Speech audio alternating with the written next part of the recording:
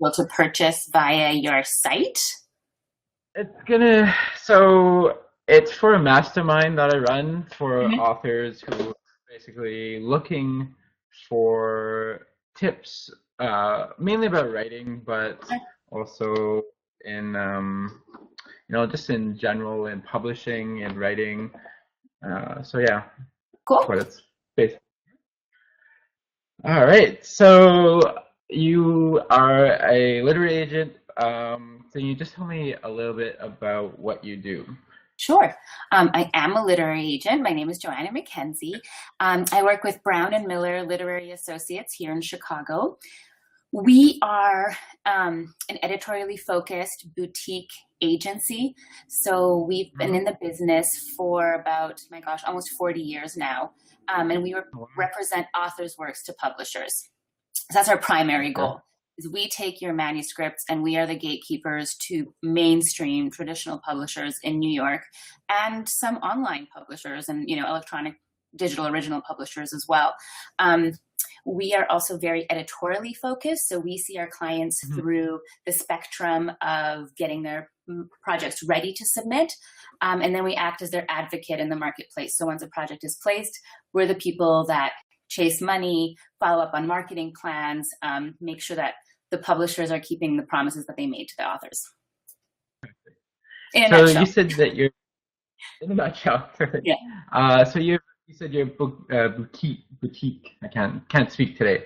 Yes. But do you think that that is how books are going more so, I guess, with just so many books being published? Do you think that agents are looking for more of a narrow niche?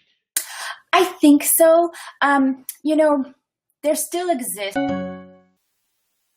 Oh, lost you there.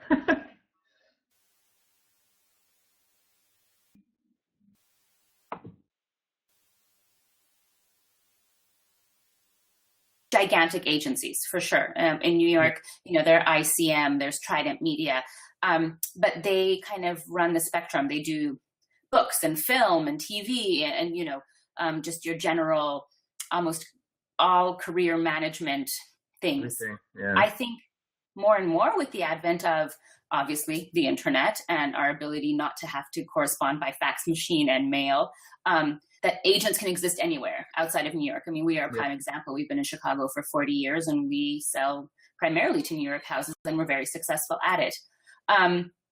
So that's one thing. And I think the advent of self-publishing and digital publishing and just the variety of content dissemination available to authors does allow people to specialize. So if you want to be an agency that only deals in sci-fi, you can do that. If you want to be a Yeah. more generalist agency, you can do that. If you want to be a consultant to authors, you can do that too. So I think now as opportunities to where to put your work Mhm. become more broad, then definitely I think people are able to maybe kind of cherry pick what they want to do a bit more. But on the flip side, I also think that what agents offer has to change a little bit too. I think more and more as things like marketing and publicity and social media fall to the author, that agents have to be able to at least advise their clients, if not take on part of that role. Gotcha.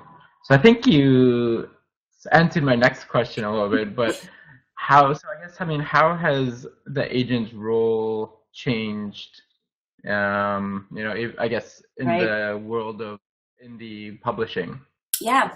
I think that, a long time ago, it used to be very much like we were just the deal makers, so we would Yeah. be the people that would take the editors out to drinks.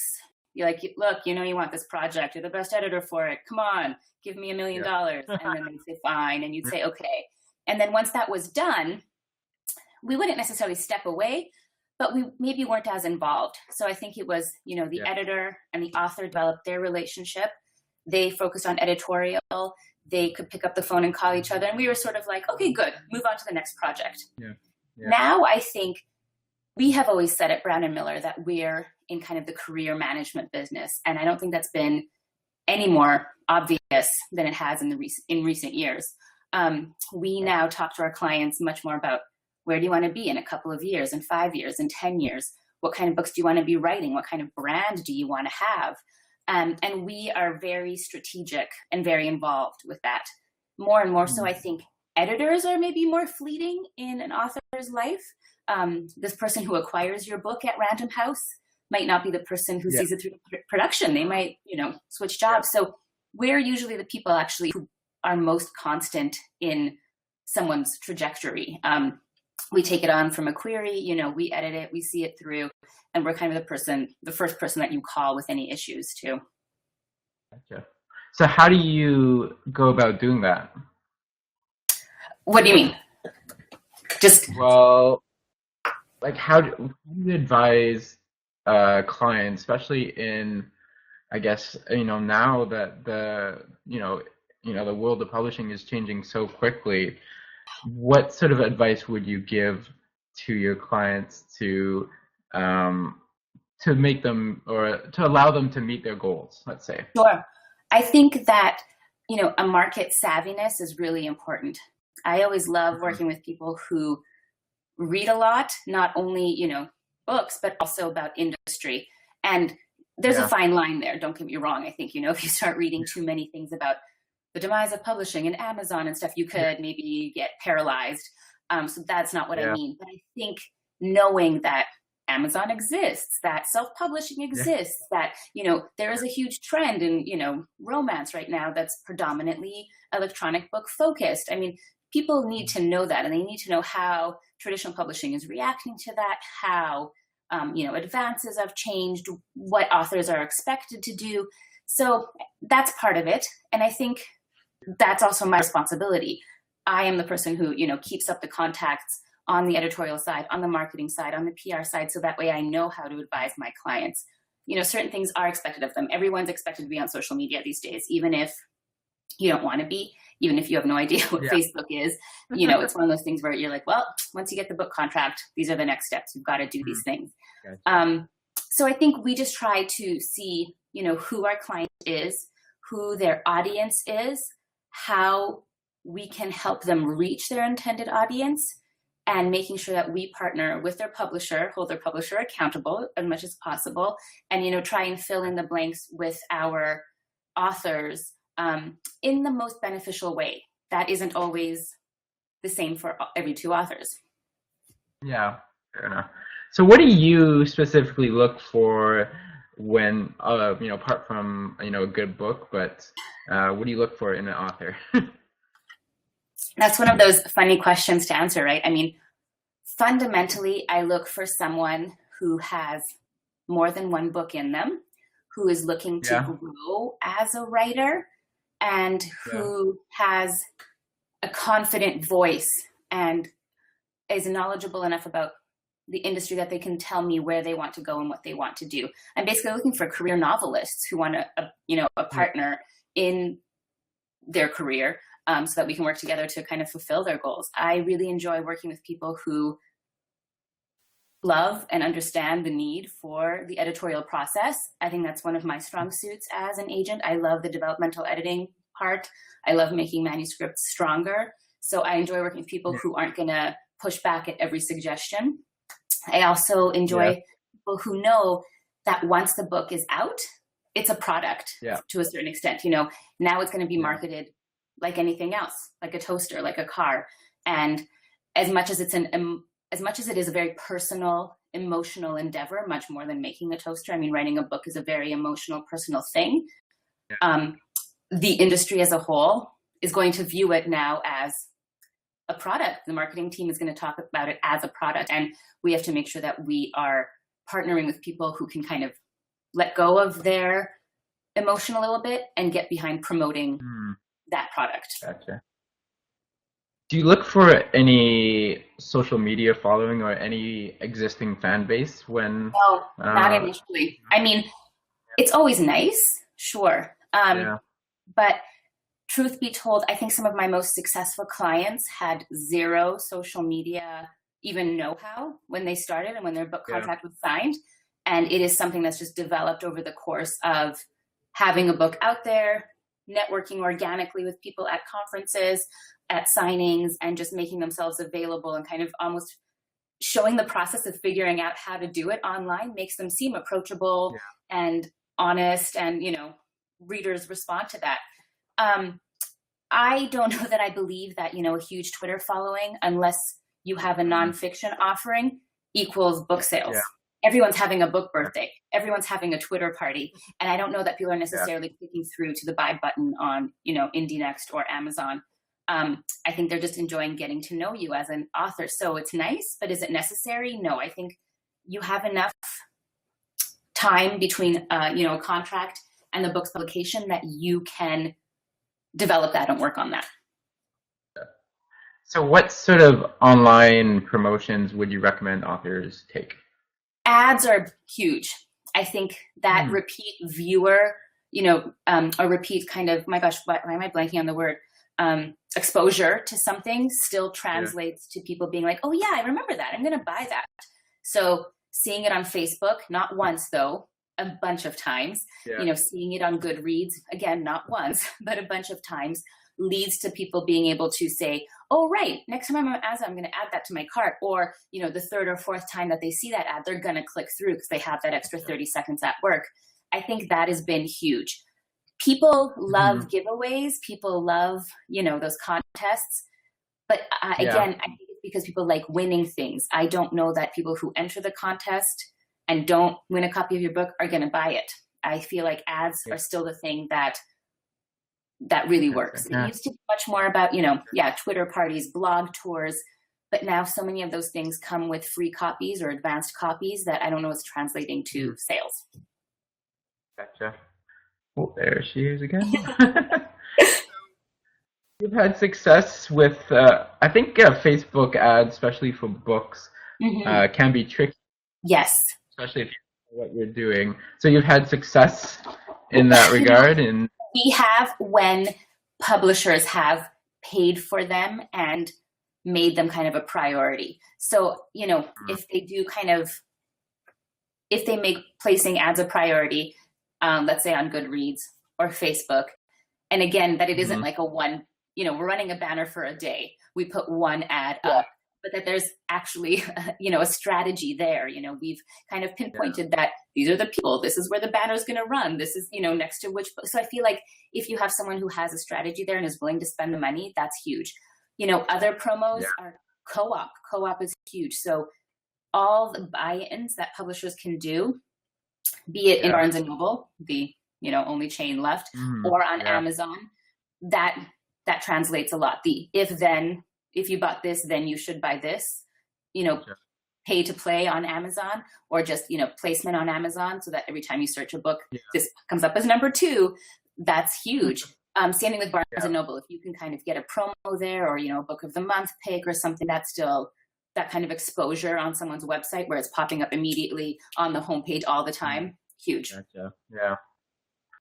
So can you explain the co-op ads? Are they just when a bunch of authors get together and promote their No, it's books? actually it's paid placement. So if you walk into a Barnes and Noble, pretty much anything on front of table, on end caps, and even to a certain extent, some of the titles that face out at you versus just the spine, that's all paid real estate.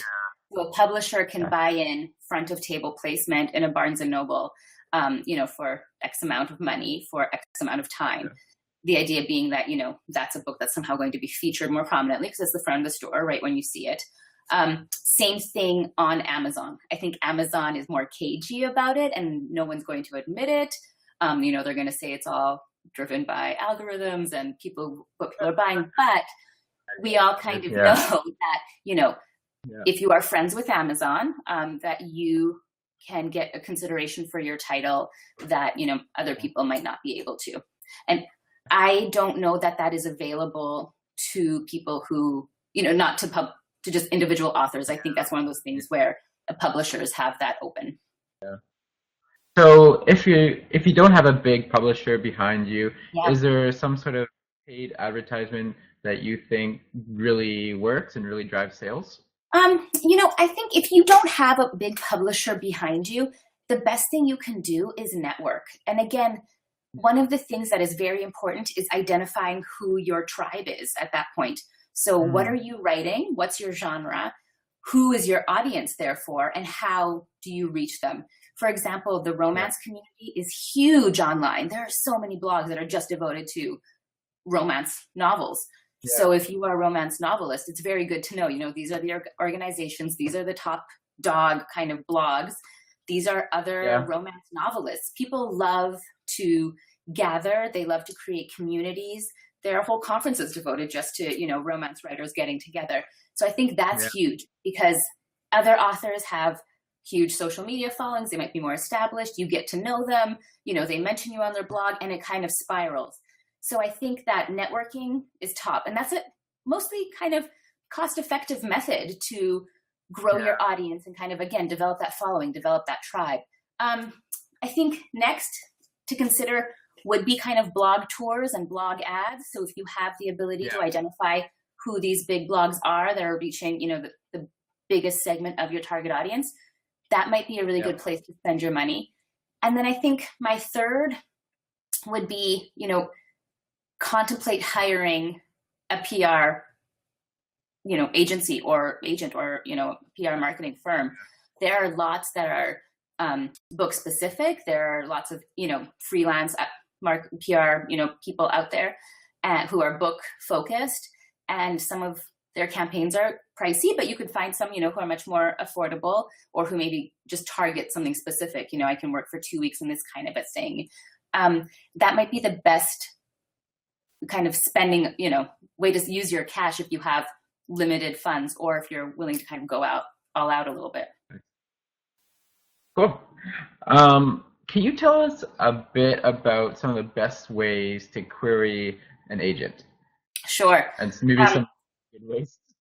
So the best thing to do is make sure that you're approaching the right agent for you and that you're approaching them how they want to be approached. So, you know, not all agents love to get email. Some of them like to get letters. Some of them only like to get email. So make sure that you are doing your research and making sure that you are approaching them how they want to be contacted.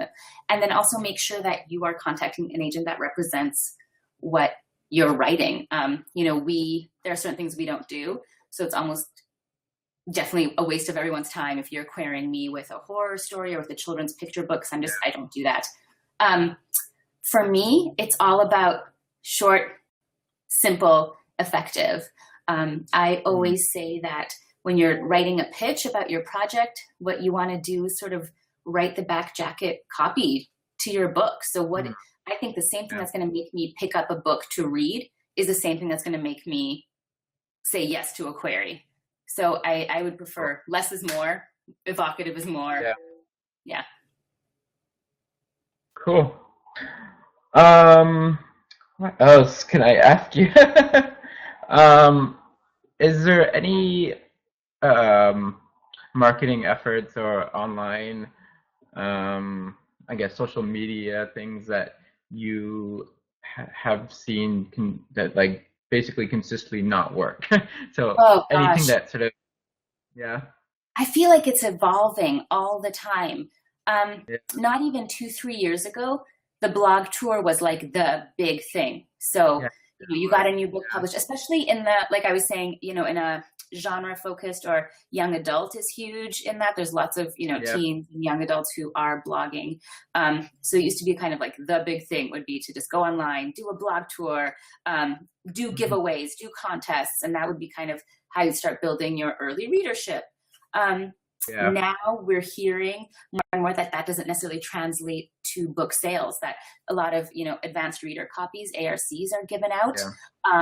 And that people are so okay with that they don't necessarily go to Amazon or to a bookstore to buy your book, and that booksellers are actually seeing this at events. So if an author comes to do a signing, so many people show up with their advanced reader copies that they're not actually buying the books in store. And so lots of, you know, booksellers are getting very frustrated at this. So that's one of those things that, you know, a couple of years ago used to be the thing. Now, is it a thing? I don't know. Lots of people are doing much more social media interactive stuff. So like I was saying, Twitter parties, Facebook parties, live Q&A on Goodreads. And I think that helps because people love to feel connected to the authors that they love. They like knowing weird tidbits about them. They like knowing, they like meeting their cats online. They like seeing pictures of, their lives. They like knowing, what's going on. So I think that one-on-one interaction is huge for them. And I think ultimately that maybe that is kind of where it's going right now, kind of making yourself even more available. Yeah. Building that brand, I guess. Yeah. It's all really about building community and building kind of a fan following. People love the community feel. They love thinking that, they have some sort of connection with the things they love, right? TV shows, authors. I mean, that's what makes Twitter so successful, right? This ability to say, oh, so-and-so just tweeted this and haha, I know that. So I think on the flip side, I think it also helps authors, right? I mean, writing is such a solitary endeavor that getting out there and having feedback and having being like, wow, look at that. My Goodreads, live Q&A, there was 1,000 people there. That's crazy. So I think those things are pretty cool. And they're almost taking the place of, bookstore events, which used to be the thing that every author wanted. I got a contract. Now I'm going on tour. But there's nowhere to tour anymore. More and more stores are closing down. Where are you going to go? Yeah. And so I think that kind of online space allows people to create that community from the comfort of their own home. Cool. Is there any advice that we haven't, I know we covered a lot, but is there anything that you would tell, especially new authors, and give them advice on how to build a career? I think, keep reading and keep writing is huge. Knowing what's out there is really important. So making sure that you're reading and finding that perfect balance where you're able to read without it interfering with your own work. And then just to keep writing. I think carving out that time and making sure that you are devoting, whatever works for you. If it's a daily thing, if it's twice a day, whatever time you're allowed to, you have to give it, you have to make it a priority and make it part of your life to really be successful. And I think to really be open to the process of it. Publishing is, an industry known for rejection letters, for the form rejection letters, for all the things that publishers and agents, send. And you hear that all the time, right? J.K. Rowling got rejected 9 times, Stephanie Meyer, you hear the big names and you think but there's truth to that. There's lots of people say no to you for lots of reasons that have nothing to do with the quality of your work. And I think you have to keep trying and have to get it out there. And I think the next thing is networking, meeting other authors, going to conferences, not being afraid to have your work critiqued, not being afraid to, sit down with an agent at a conference and pitch your work face to face and getting raw feedback. Anything that you can do to grow is huge. Yeah. Cool. Well, that's all I got. Thanks so much for the time and sorry for the time difference there. Oh no, my gosh, no worries. I'm glad I caught that, or else it would have been weird. But nice to meet you. Yeah, you as well. And have a good week. Thanks again. Thank you. Bye. Bye.